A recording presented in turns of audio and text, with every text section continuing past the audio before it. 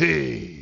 So I have talked extensively about my time with the 3DS Pokémon games. I've trashed on them, but then I praised them, and then I trashed on them again, and to be honest, this cycle of trashing on them and then praising them is probably gonna last until the day I die, because I still have a lot to talk about when it comes to the 3DS Pokémon games. But before I dive deeper into those games, I realized the other day while I was pondering in my bedroom that I've never actually talked about how I got into Pokémon. It's funny because I have basically centered my entire internet presence around this franchise, but I've never actually talked about the time when baby lions truly got attached to this franchise about fictional creatures. It all began when my mom bought me a Game Boy Advance SP, and early on the main games that I was playing on this console were shovelware movie titles like hit classic Over the Hedge for the Game Boy Advance, and the main reason why I was playing games like Over the Hedge for the Game Boy Advance was because, well, I was 4 years old. Yeah, majority of my time early on was spent playing a bunch of junk garbage trash because those were the cheapest games I could get.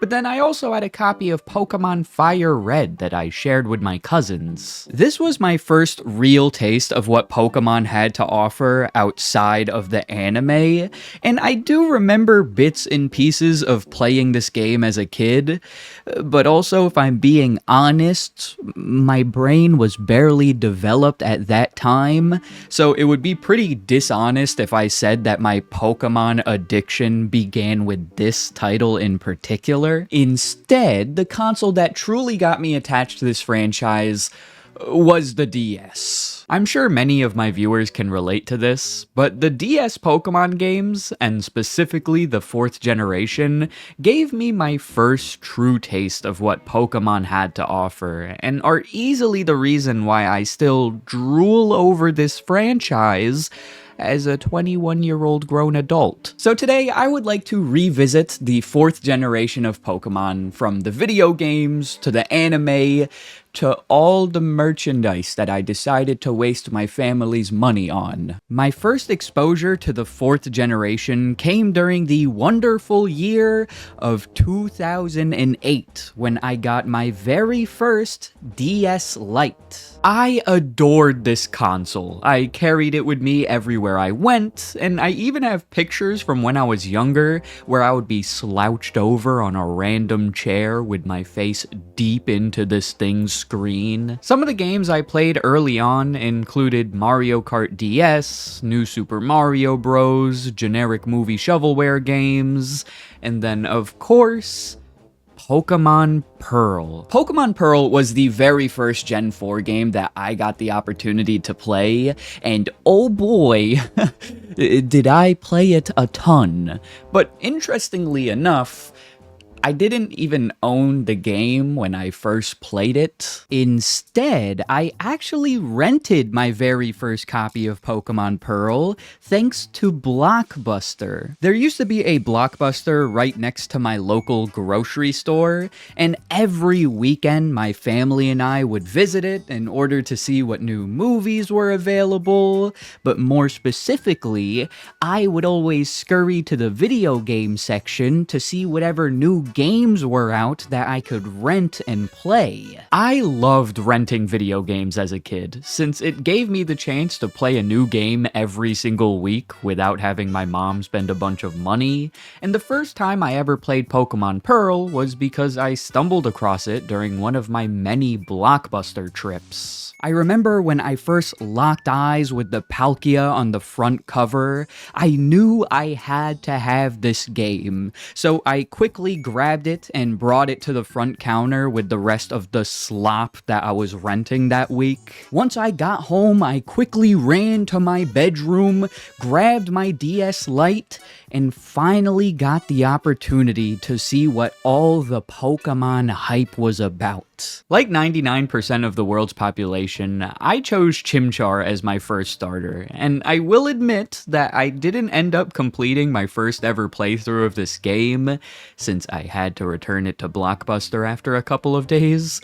But the couple of days that I did have with this game were enough to hook me onto this franchise for the rest of my life. The music, the aesthetic, everything that had to do with this game felt so magical. Every day, once I would finish my grueling elementary school schedule, I would walk outside and whip out my DS Lite so that I could immerse myself into the world of Sinnoh.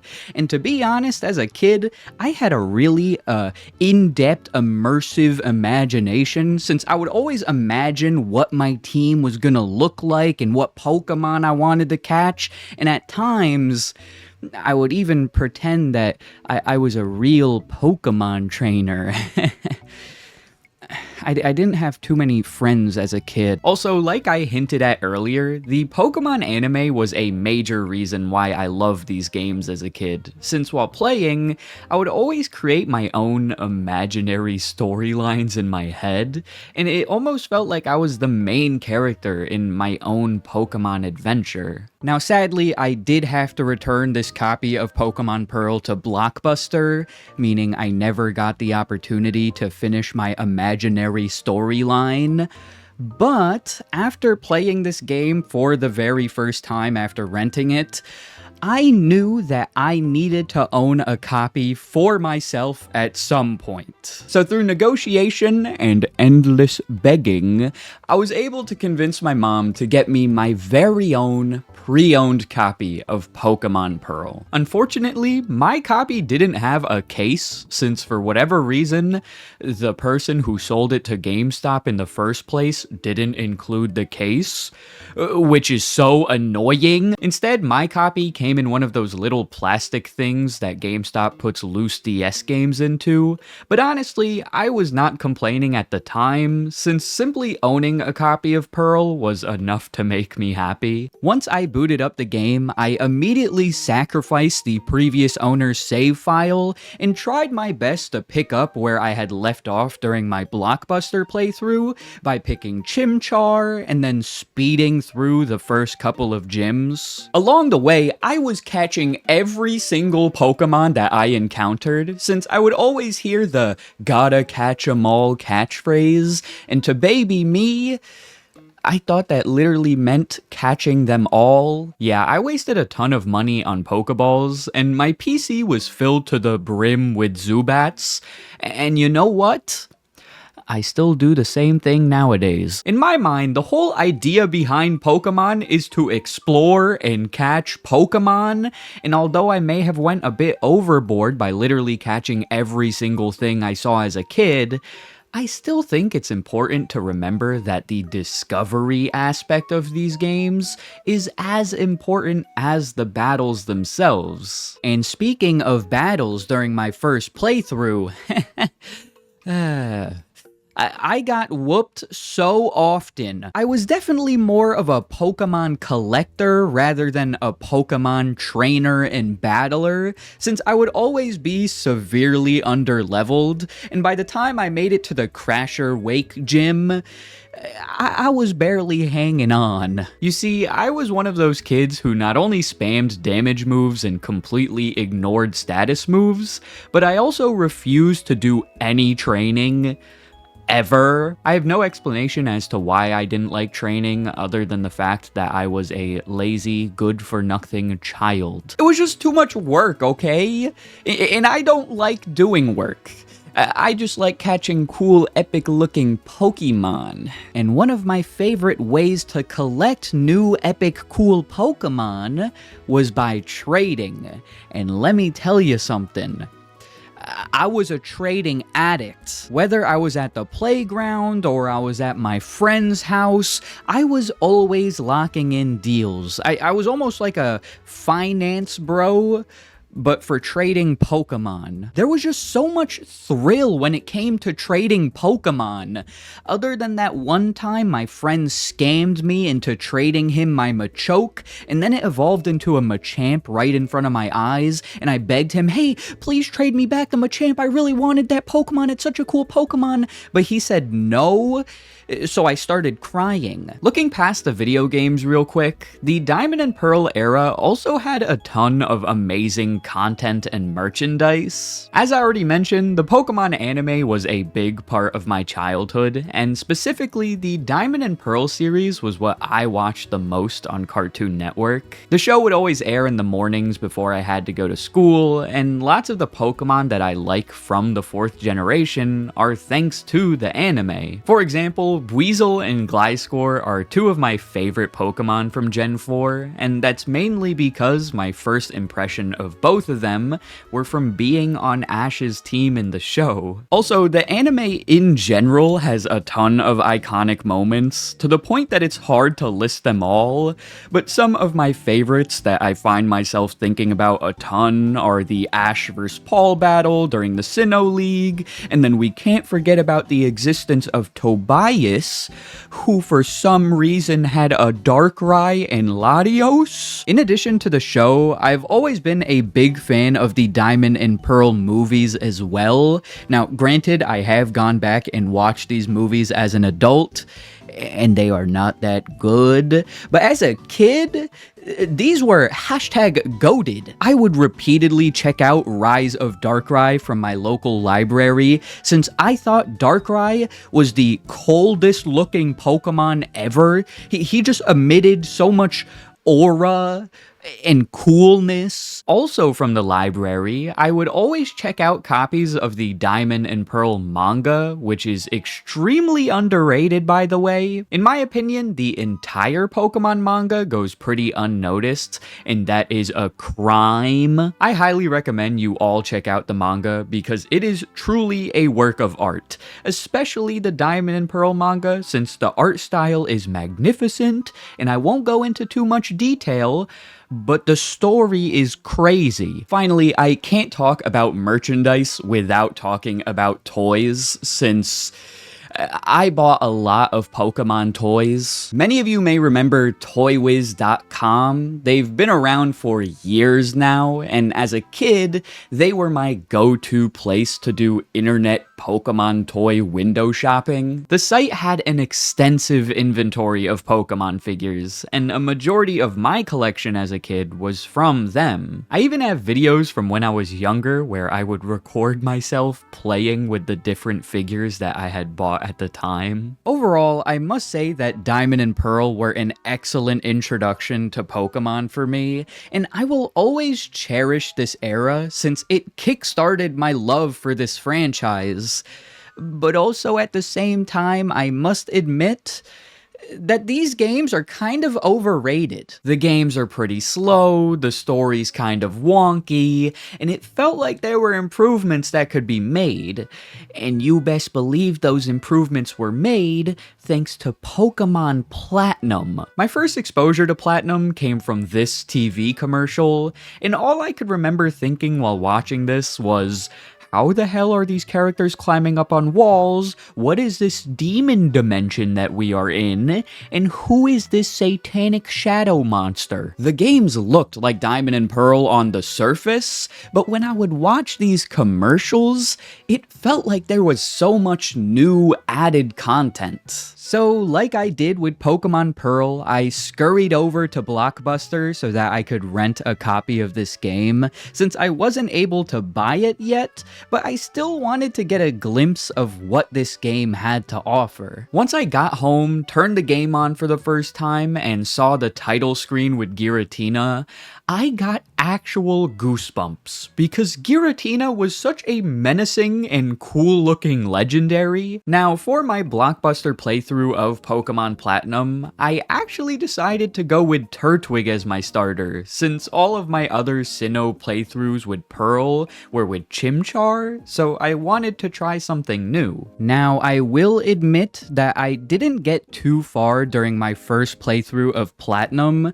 since a lot of the content content at the beginning of this game felt so similar to Pearl, so I wasn't able to get fully immersed into this gaming experience. I only made it to around the 3rd gym by the time I had to return this game to Blockbuster, and interestingly enough, after returning the game, I wasn't that interested in buying a copy for myself. The main reason why I wasn't in a rush to get this game was because my attention span was kind of cooked as a kid, and I had already been playing Pearl every day for months, so I didn't have too much interest in re-experiencing the Sinnoh region again in such a short time frame. It took me a little while to regain my interest in Platinum, but through the use of constant marketing and then my own FOMO, the Pokemon Company was able to pull me back in. And once I started replaying this game, I quickly realized what I was missing out on. And funny enough, when I decided to pick Platinum back up,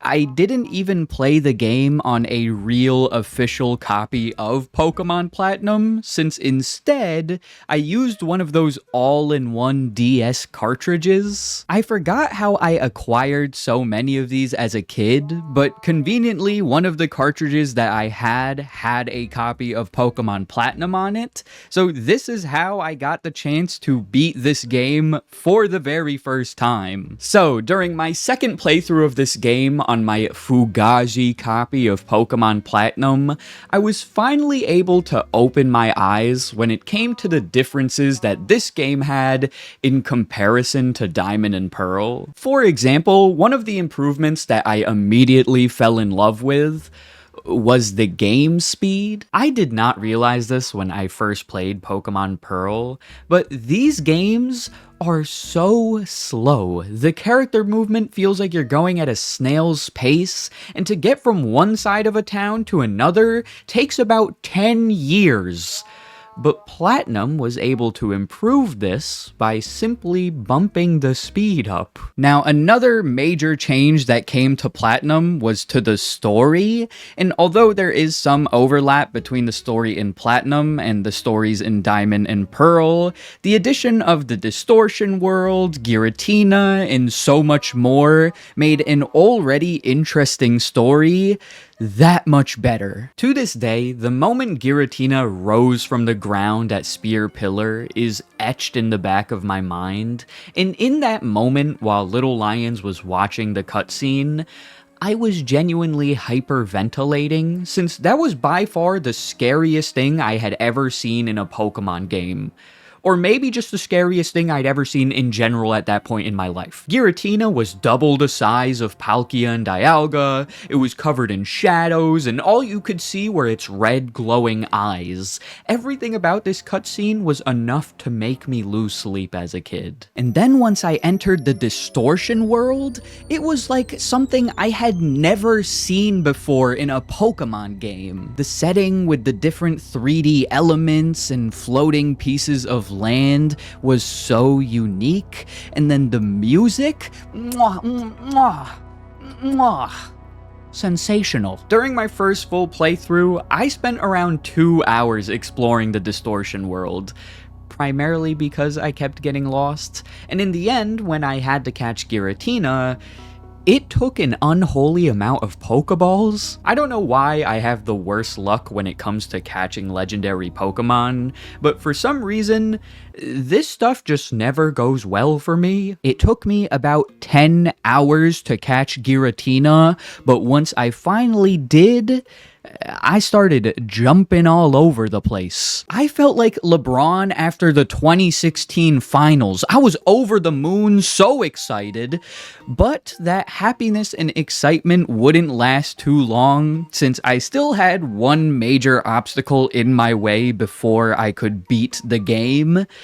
And that was Cynthia. I know I said earlier that Giratina was like something out of a horror movie, but the champion battle against Cynthia made me want to die. I was already pretty trash at Pokemon battles because I utilized zero strategy, but then on top of that, Cynthia and her Garchomp were clapping me over and over again. It was just nonstop, boom, bam, boom, bow, boom. My cheeks started hurting. I did end up beating her at the end of the day and completing my first full playthrough of Platinum, but the trauma that experience bestowed upon me is something that I am still trying to recover from. On a brighter note, I did end up enjoying Platinum more than Pearl, and whenever I decide to revisit the Sinnoh region nowadays, this is always the experience that I decide to go with. Also, from a content and merchandise perspective, the Platinum era is when I seriously started getting into collecting Pokemon cards,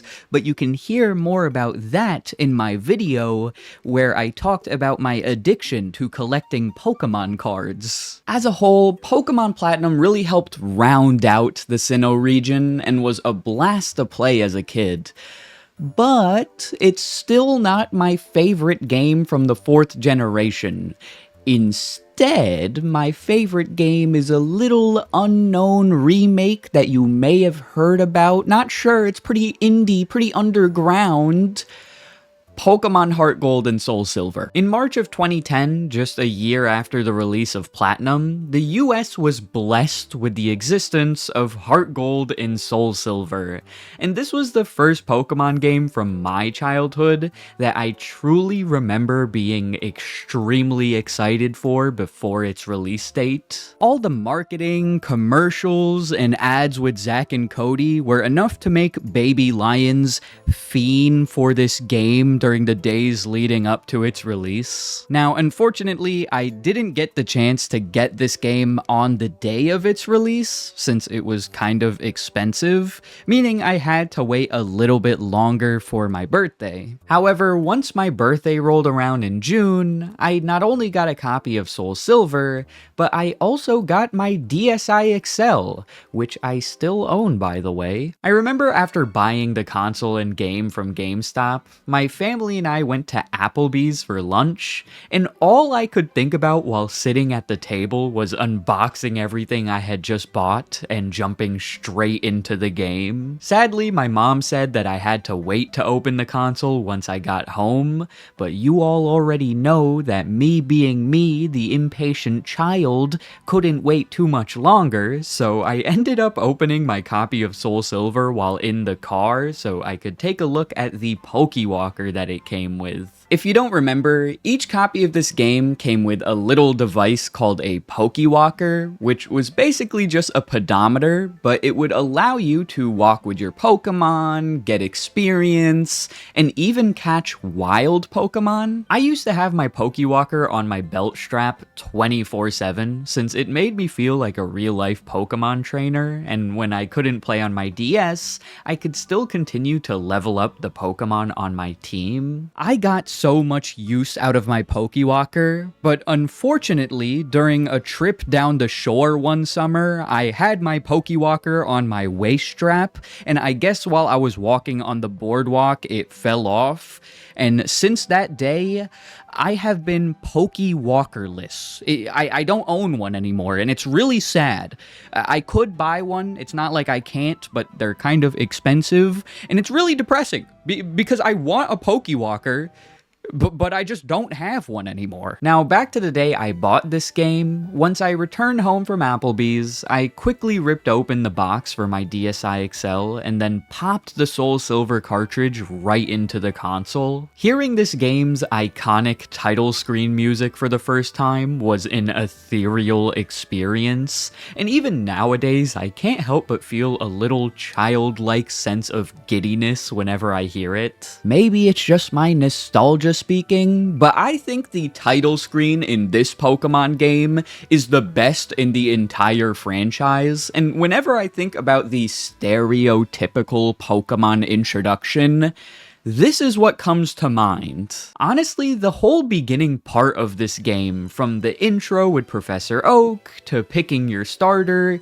is perfect in my eyes. And I know some people may say that it feels a bit rushed since you pick your starter within the first couple of seconds of playing the game, but I really like that fact, since rather than dragging things on, you jump straight into the story. As for the starter that I decided to go with, it was never really a debate in my mind, since the moment I saw Cyndaquil, I knew I had to have it, and since that day, I have become a D1 Cyndaquil glazer. Obviously, Slowpoke is still number one in my heart, but the Cyndaquil evolution line is definitely in my top 5 favorite Pokemon of all time. Of course, most of my love for Cyndaquil is due to the fact that I played this game a billion times throughout my life, and he was my starter in my very first playthrough, but also another part of why I have grown such a strong attachment